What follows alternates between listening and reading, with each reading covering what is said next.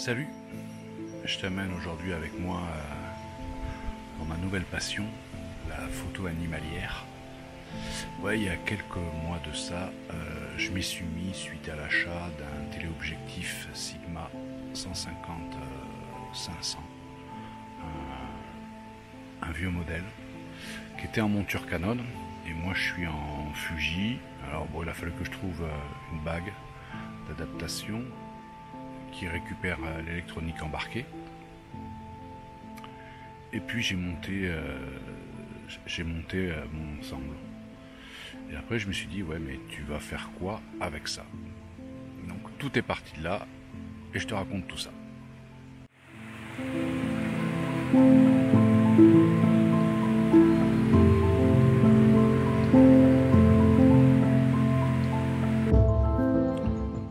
Alors quand je te dis que je me suis mis à la photo animalière, je me suis mis plus précisément à la photo d'oiseaux, et encore plus précisément je me suis mis à la photo du martin pêcheur. C'est un petit oiseau, je ne sais pas si tu en as déjà vu, mais c'est un petit oiseau qui est fabuleux, fascinant. Un petit oiseau avec des superbes couleurs, et que finalement c'est un oiseau qui est un petit peu partout, qui est pas si difficile à trouver pour si peu qu'on soit un petit peu patient. La patience, parlons-en. Justement, en photo animalière, alors j'avais regardé beaucoup de vidéos sur YouTube. Je te mettrai les liens des chaînes que je suis, qui sont pleines de très très bons conseils et qu'il te faut appliquer. Il n'y a pas le choix en fait, hein, si les gars lui disent, c'est que par l'expérience ils ont pu le constater. Ouais, je te disais, la patience, il faut énormément de patience. T'attends pas à faire des photos fabuleuses dès le début, parce que tu vas être déçu.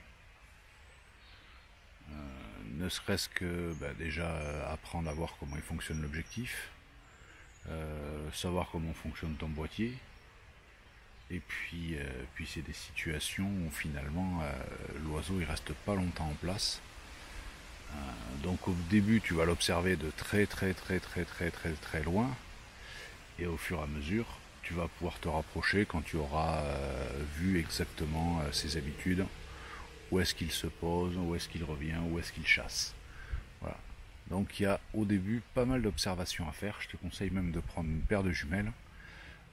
Tu mets ton trépied en place, ton appareil dessus, et tu l'allumes pas, parce qu'il y a des chances que tu shootes pas grand chose au début.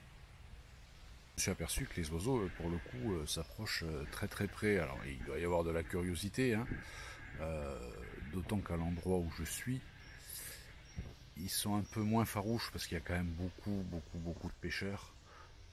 Donc ils ont l'habitude de voir de l'humain. Cependant, si tu t'habilles pas de façon camouflée, tu peux très bien rester avec des couleurs sombres, unies de préférence, et au début ça peut faire l'affaire. Donc moi, tu vois, j'ai un poncho 3D, une cagoule. Alors j'ai pris une cagoule en maillage comme ça, tout simplement parce que ça t'évite de faire de la buée sur l'écran quand tu respires et quand tu es dans le viseur au niveau de l'appareil. Et c'est bien pratique. Une casquette, et puis tu vois, j'ai la capuche par-dessus le 3D. Généralement, avec cet ensemble, tu es bien fondu dans la nature, sur toute l'arbre. Tu vois l'environnement.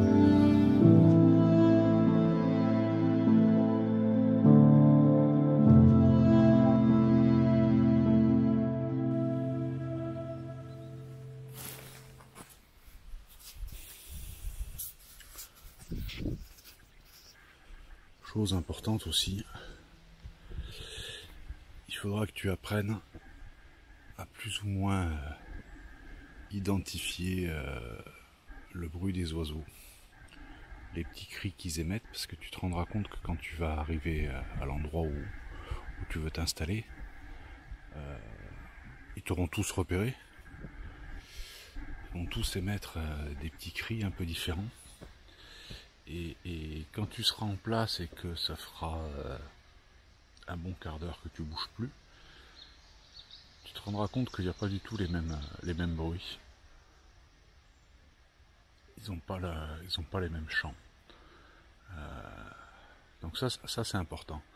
Pareil, à l'endroit avant de te poser, il faudra que tu saches quel cri fait le martin pêcheur, parce qu'autrement tu risques de te poser à un endroit pour pas grand chose. Reconnaître un lieu qui peut être potentiellement le terrain de chasse du martin pêcheur. Des branches, pas trop haut au-dessus de l'eau, une eau relativement claire. Moi, ce que j'ai constaté, c'est généralement pas trop profonde.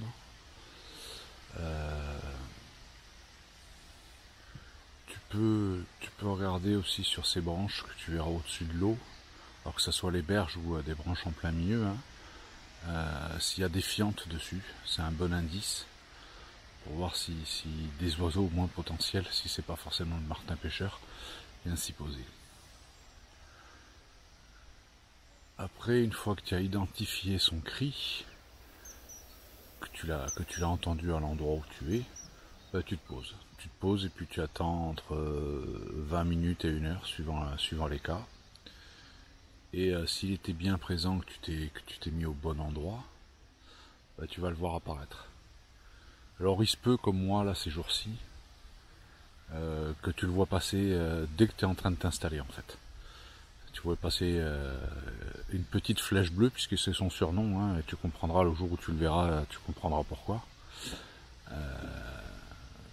Il va très très vite et il vole au ras de l'eau en émettant son petit cri spécifique. Bon, de toute façon, je te mettrai des liens d'autres chaînes YouTube où il y a des experts dans le domaine, hein, puisque moi je débute. Mais je trouve ça assez fascinant, si ce n'est que le fait, il y a des fois où tu es posé pendant 3 ou 4 heures pour rien, il se passe strictement rien. Tu entends, mais tu vois rien.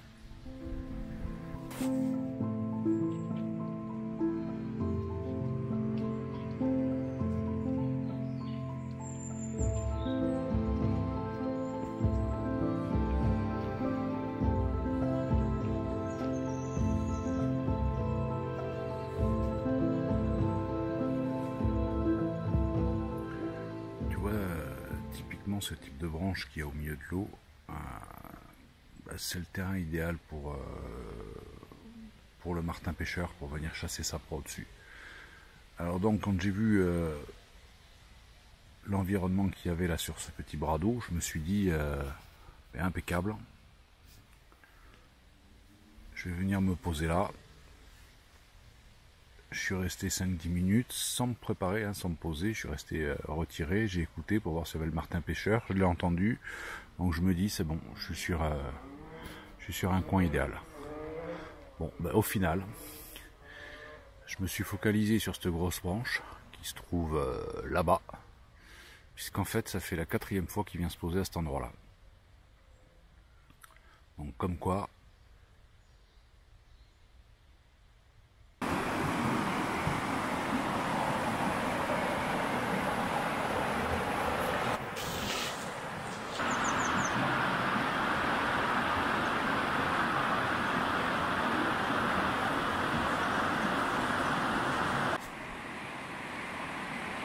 ça fait quasiment un peu plus de 6 semaines maintenant que je viens régulièrement à cet endroit et d'autres pour observer le martin pêcheur. Ce qu'il y a de dingue, c'est qu'avec un peu de patience, tu t'aperçois que tu vois des choses que tu voyais pas avant. Je pense que à force d'observer, ton œil s'habitue aussi. Tu rêves à voir les oiseaux dans les branchages, ce que je voyais pas avant. Bon, je suis pas encore capable de les identifier, hein. Il faudra que je fasse aussi un petit travail là-dessus.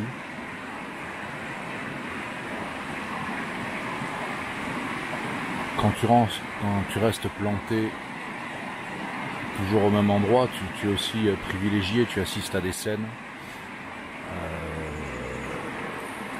Là tu vois, en l'occurrence il y a des petites bergeronnettes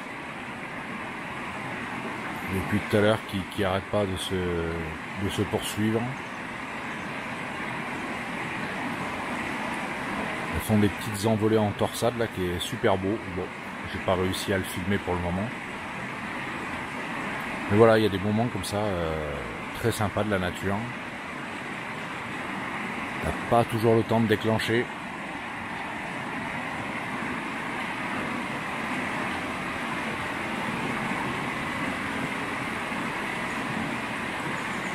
Mais bon,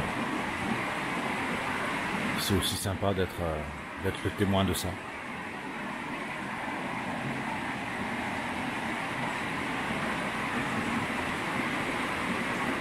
Finalement, sur la petite dizaine de sorties que j'aurais fait,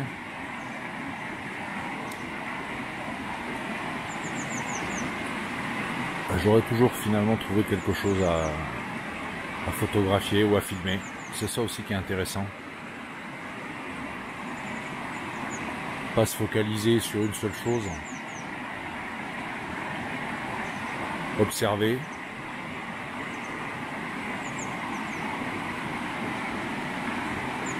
Et puis apprécier.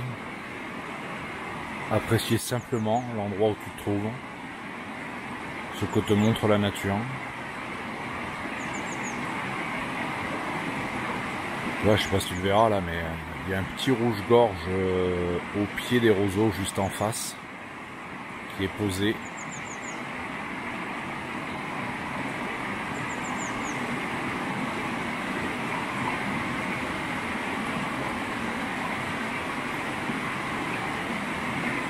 Alors oui, tu me diras, ouais, mais c'est un rouge-gorge. Ouais, mais c'est super sympa aussi à voir. Donc tu l'as dans ton objectif. Ça reste un joli petit oiseau, avec de belles couleurs.